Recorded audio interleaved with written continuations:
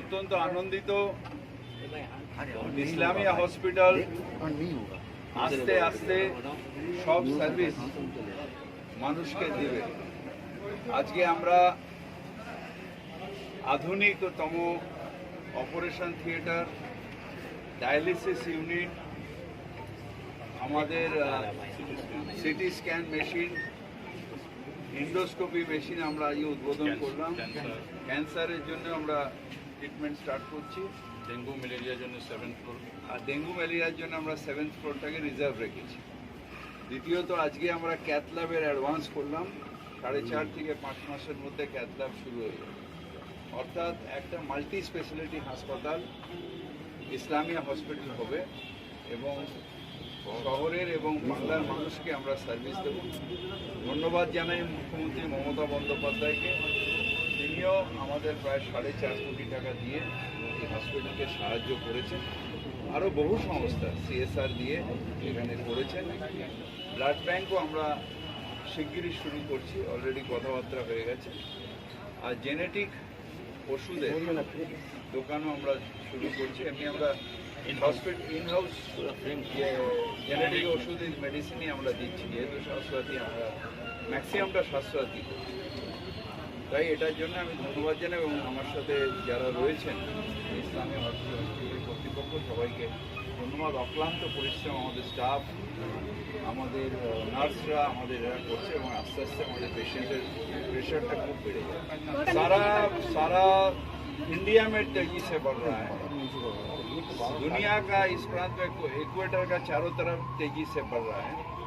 कलकत्ता में 19 के तुलना में अभी भी डेंगू कम है, मगर हम हाथ एक उठा के नहीं बैठेंगे।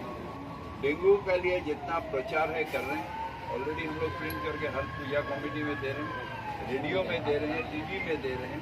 तो इंसान अगर उनका अगर सूझ हो जाए तो उनका घर में कहीं तरह पानी नहीं है, फ्रेश वाटर नहीं रहे, तो डेंगू हम लोग हटा सकते हैं। मगर जब तक इंसान उनके सोच में ये नहीं आएगा तब तक हम डेंगू को हम नहीं कर सकते हैं, क्योंकि हम लोग जितना भी कोशिश करें 100% हर जगह नहीं पहुंच पाएंगे। यहाँ पर एकदम गवर्नमेंट रेट है, क्योंकि हम लोग स्वास्थ्य साथी में करते हैं तो एकदम गवर्नमेंट रेट में ही हम लोग काम करेंगे। इसमें हम लोग का सिटी स्कैन, MRI ये सब जो है एकदम गवर्नमेंट रेट में। हम लोग का यहाँ पर जो है स्वास्थ्य साथी रेट में ही ट्रिटमेंट होता है। পুজো চারদিক বৃষ্টি হওয়ার কথা, সুতরাং আমরা যতটা সম্ভব রেডি আছি, কারণ আপনি এর আগেও দেখেছেন যে বৃষ্টি হয়েছে, তাতে কলকাতায় জল জমলেও 2-1 ঘন্টা। যদি জোয়ারের সময় বৃষ্টি হয় তাহলে 3-4 ঘন্টা জলের মধ্যে ভাটা আসলে নেমে যাবে, কারণ কলকাতায় পুরোটাই ডিপেন্ড করে আমাদের খালের ওপরে এবং গঙ্গার ওপরে। আর জল জমার সম্ভাবনা নেই, কারণ অনেকগুলো পাম্পিং স্টেশন আমরা এখানে চালু করে দিয়েছি। বিভিন্ন জায়গায় পাম্পিং স্টেশন চলছে, আরও হচ্ছে পাম্পিং স্টেশন। সুতরাং আমরা চেষ্টা করে যাব যাতে জল বৃষ্টিটা তো আমি থামাতে পারবো না, কিন্তু জল জমার থেকে পুজোর আনন্দ নষ্ট না হয় সেটার চেষ্টা। हम हाथ जोड़ के अपील करते हैं, अपने ज़कात के पैसा ज़कात फंड में दे दीजिए, जहाँ से गरीब के गरीब जो पेशेंट जिसके लिए ये लगेगा उसको भी हम लोग ज़कात के पैसा से करेंगे। आप नेकी कमाइए, हमको सर्विस करें। ये आवाम के लिए ही है, ये खिदमत है, यहाँ पर खिदमत करने के लिए है।